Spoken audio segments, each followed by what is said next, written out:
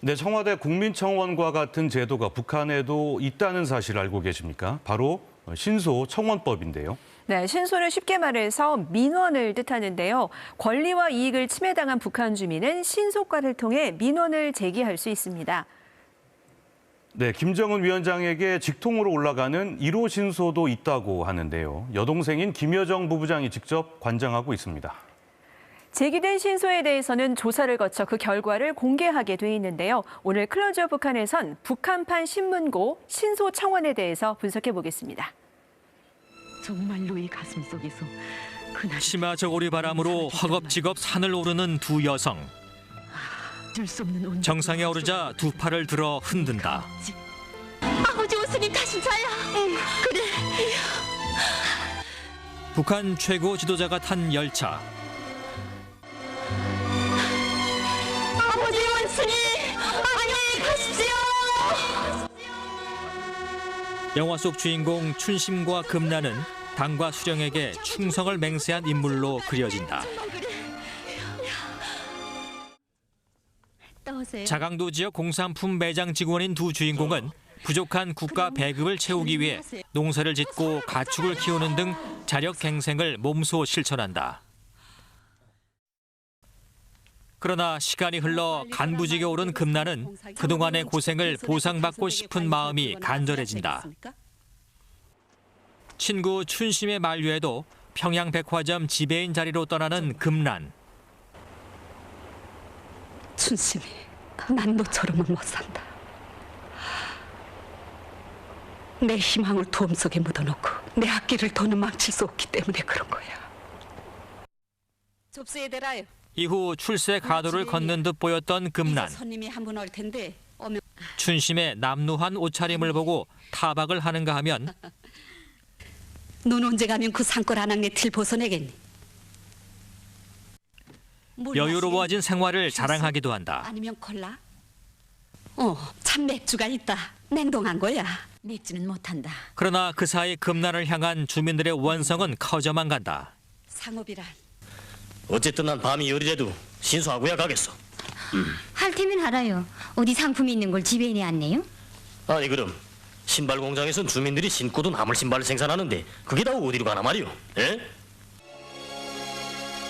금란이 주민들에게 돌아가야 할 국가 배급품을 돈과 권력을 가진 간부들에게 뇌물로 바쳐왔던 것이다.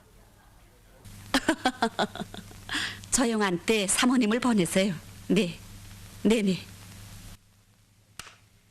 결국 주민들의 신소청원으로 금란의 모든 비리 행위는 만천하에 공개되고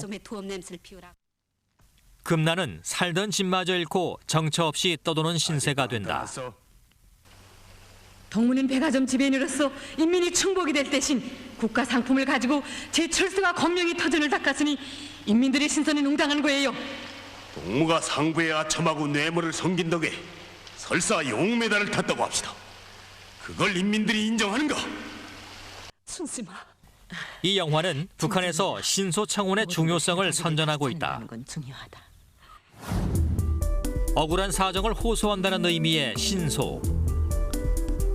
북한은 간부들의 부당한 행위로 주민의 권리가 침해받았을 경우 누구나 신소청원을 할 수 있게 헌법으로 규정하고 있다. 청원은 지방당과 행정기관에 설치된 신소과를 통해 접수할 수 있다. 신소 처리는 비공개적으로 원칙에 따라 공명정대하게 할 것을 명시하고 있다. 가장 최근 북한에서 발생한 신소청원 사례는 평양의대 비리 사건이다. 지난해 11월 김정은 위원장 주재로 열린 노동당 정치국 회의. 굳은 표정의 김정은 위원장이 인상을 찌푸리며 간부들을 질타하는 모습이 이례적으로 전파를 탔다. 이날 회의에서 김정은 위원장은 평양의대 신소 처리 문제를 직접 언급하고 나섰다. 신소 처리, 법적 감시와 통제를 강화하지 않아 범죄를 비호 묵인 조장시킨 당 중앙위원회 해당 부서들 사법, 검찰, 안전 보위 기관들의 무책임성과 극심한 직무태만 행위에 대하여 신랄히 비판됐습니다. 당시 국가정보원은 국회 정보위원회에서 평양의대 간부가 입시 비리 등의 행위로 직위 해제됐다고 설명했다. 평양의대 간부들의 직위 해제 같은 게 있었는데 이유는 입시 비리가 있었고 또 평양의대 기숙사 신청하느라 주민들한테 강제 모금을 했다. 그리고 또 매간 매직이 있었다, 평양의대.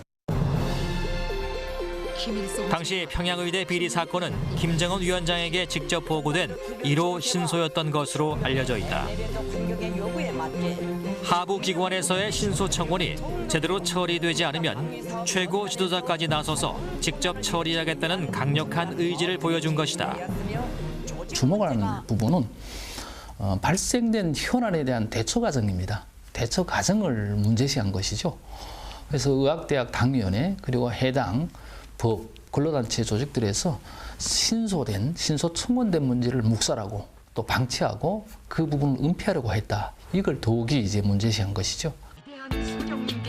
최고 지도자까지 나서서 북한 주민의 권리를 보호하는 신소청원법. 생전에 김일성 주석은 국가 건설 초기부터 신소 제도를 언급한 것으로 알려져 있다. 초기에는 비리의 적발이나 처벌보다는 주민들의 불만이나 의견 수렴의 기능이 강했다. 인민들의 목소리를 얼마나 이 당을 중심으로 잘 반영해서 이 국가를 건설하는가, 이게 굉장히 김일성에게는 중요하지 않았나. 북한의 체제에서 표현하고 있는 것처럼 인민들을 받드는 방식의 그런 그 실천 강령 같은 것들이 굉장히 중요하게 느껴졌을 것이고, 그렇기 때문에 김일성이 계속적으로 지속적으로 좀 강조하고 있는 측면들이 있습니다. 그러나 1960년대 말 김일성 유일 지배 체제가 본격화되면서 신소제도의 성격에도 변화가 있었다. 북한 간부들을 견제하고 감시하기 위한 도구로 작동하기 시작한 것이다. 그중에서도 북한 최고 지도자에게 직접 제기되는 1호 신소는 간부들을 통제하는 효과적인 수단이었다. 이 사회주의 체제라는 것 자체가 어떻게 보면 부정부패 같은 것들이 일어날 수 있는 그런 취약한 구조를 가지고 있고, 그런 상황에서 이 관리들이 지나친 권력을 갖게 되거나 이권을 갖게 되는 것을 이제 견제하기 위해서라도 인민들과 지도자의 직접적인 소통 라인이 있다라는 것을 강조할 필요가 있었던 것이죠. 김정은 국무위원장도 집권 이후 신소 청원을 줄곧 강조해왔다. 지난 1월 열린 노동당 전원회의에서는 신소 청원 문제를 중앙당이 직접 관장하도록 주문하기도 했다. 당 중앙검사위원회가 세도 관료주의, 부정부패, 특세, 전횡을 비롯한 일체 행위들을 감독 조사하고 당 교율 문제를 심의하며 신소 청원을 처리하고 당의 재정관리 사업을 검사하도록 임무를 새롭게 규제한 데 대하여 밝히시었습니다. 김정은 위원장은 2018년 말부터 부패와의 전쟁을 선포하고 간부들의 부정부패 행위 척결에 나섰는데 신소 청원 제도가 강력한 수단이 된 셈이다. 하지만 처리 과정이 까다롭고 복잡해 정작 부당한 일이 발생해도 신소를 제기하는 주민은 많지 않다는 게 탈북민의 주장이다. 개인이 어떻게 신소가에 제기해가지고 그 문제가 이제 전반적으로 뭐 다려의 사업이 진행되고 해결되는 경우는 한 번도 본 적이 없고요. 중간에서 탈락되는 경우도 있고, 그리고 접수가 된다고 해도 중앙당까지 올라가서 문제가 해결되는 데는 보통 몇 달이 걸리기도 하니까 대부분 잘 이용을 하지 않는 편이긴 해요. 비밀 보장이 원칙이지만 신소를 청원하려면 이름과 주소, 직장 등의 개인 정보를 모두 기재해야 하기 때문에 보복을 당할 수도 있다고 한다. 간부들은 또 간부들끼리 통하는 게 있으니까, 그래서 어쨌든 나중에라도 내가 어떻게 또 보복 당할 수가 있거든요. 신소했다가 나중에 내가 막 더 압박을 느끼고 뭔가 더 힘들어질 수도 있고 하기 때문에 대부분 좀 참고 넘기는 경우가 있죠. 최근 국정원은 김정은 위원장에게 제기되는 1호 신소를 최측근이자 여동생인 김여정 부부장이 직접 관할한다고 밝혔다. 1호 신소, 즉 1호 신소라는 게 뭐냐면 김정은 앞으로 청원을 하는 서류입니다. 그래서 1호 신소를 직접 관장하고 있는 것으로 파악하고 있다고 보고했습니다. 김여정 부부장이 사실상 북한 권력의 2인자라는 사실이 다시 한번 입증된 셈이다. 코로나19 방역으로 인한 국경 봉쇄가 장기화하면서 북한 경제 상황이 어려워진 만큼 간부 비리와 부정부패가 늘어날 수 있다고 판단한 것으로 분석된다.